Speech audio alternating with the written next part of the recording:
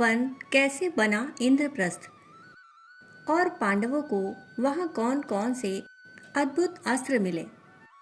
आइए जानते हैं खांडवप्रस्थ के इंद्रप्रस्थ बनने की कहानी। कौरवों और पांडवों के बीच जब राज्य बंटवारे को लेकर कलह चली तो मामा शकुनी की अनुशंसा पर धृतराष्ट्र ने खांडवप्रस्थ नामक एक जंगल को देकर पांडवों को कुछ समय तक के लिए शांत कर दिया। पांडवों के समक्ष अब उस जंगल को एक नगर बनाने की चुनौती थी। यमुना नदी के किनारे एक बीहड़ वन था जिसका नाम खांडव वन था। इस वन में पहले तक्षक नामक राजा के नेतृत्व में नाग रहते थे। पहले इस जंगल में एक नगर हुआ करता था, फिर वह नगर नष्ट हो गया और उसके खंडहर ही बचे। खंडहरों के आसपास वहां जंगल निर्मित हो गया। इस जंगल को पुनः नगर में बदल देने की रोचक कथा है। भगवान श्री कृष्ण जब अर्जुन को खांडव वन ले जाते हैं और वहां वे उन वन खंडहरों को दिखाते हैं तो अर्जुन प्रश्न करते हैं कि हम इसे कैसे अपनी राजधानी बनाएंगे। तब श्री कृष्ण विश्वकर्मा का आवाहन करते हैं। विश्वकर्मा प्रकट होकर कहते हैं कि हे प्रभु, इस खांडवप्रस्थ में मयासुर ने नगर बसाया था जो आज खंडहर हो चुका है। मयासुर यहाँ के चप्पे चप्पे को जानता है, तो क्यों ना आप उसी से राजधानी बनाने को कहते हैं। तब विश्वकर्मा मयासुर का स्मरण करते हैं और वे प्रकट होकर पूछते हैं कि हे प्रभु, आपने मुझे क्यों याद किया। तब विश्वकर्मा कहते हैं कि ये श्री कृष्ण और अर्जुन हैं और ये यहाँ एक नगर का निर्माण करना चाहते हैं।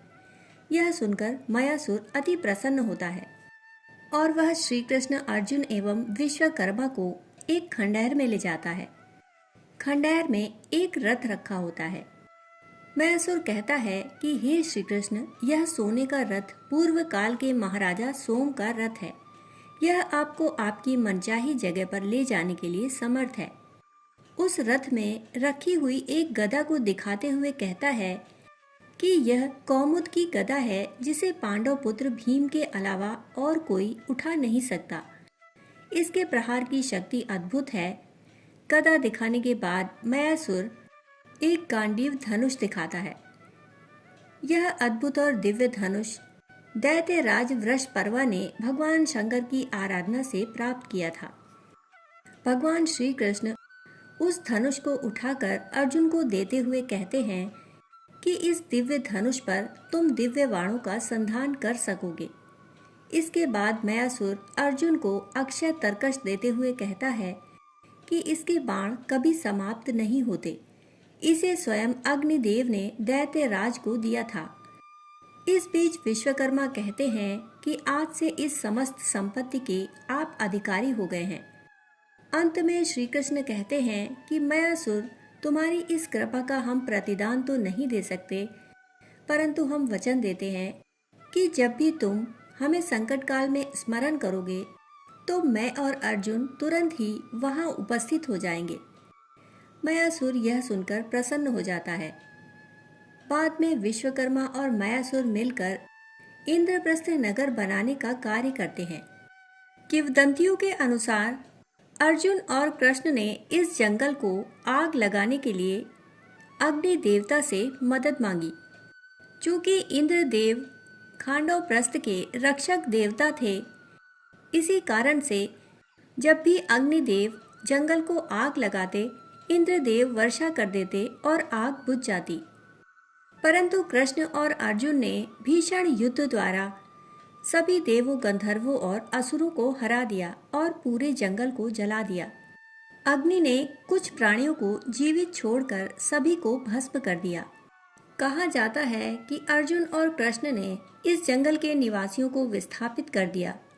उन जीवित प्राणियों में से अश्वसेन नामक एक नाग, जो कि तक्षक का पुत्र था, मैं दानव और सारंगक पक्षी, ऋषि मंडपला की पत्नी और उनके 4 बच्चे जरीतारी, सरिस्त्रिका, स्तंभ मित्र और द्रोण थे। मंडपला जो पहले अपने परिवार को त्याग कर खांडववन छोड़कर अपनी दूसरी पत्नी के साथ रहने चले गए थे।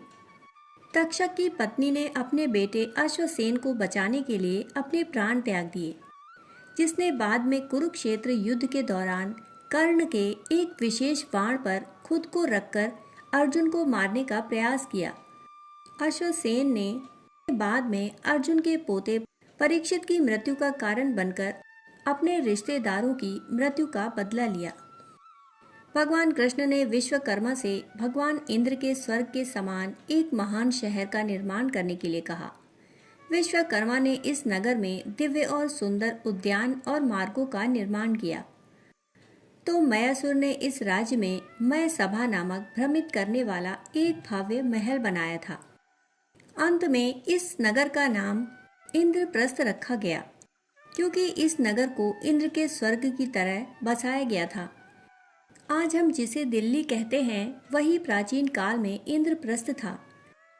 दिल्ली के पुराने किले में जगह जगह शिलापटों पर लगे इन वाक्यों को पढ़कर यह सवाल जरूर उठता है कि पांडवों की राजधानी इंद्रप्रस्थ कहाँ थी।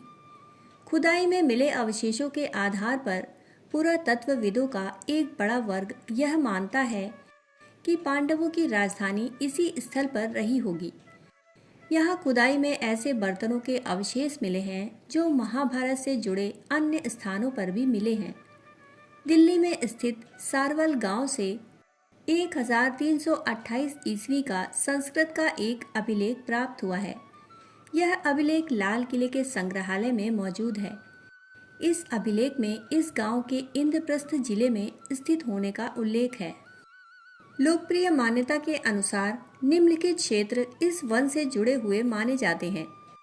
हरियाणा के खरखौदा में छपड़ेश्वर महादेव मंदिर खांडव वन का हिस्सा था। हरियाणा राज्य के सोनीपत जिले की खरखौदा तहसील में स्थित खांडा गांव का नाम खांडव वन के नाम पर रखा गया था। दोस्तों, कहानी सुनने के लिए आप सभी का बहुत बहुत आभार।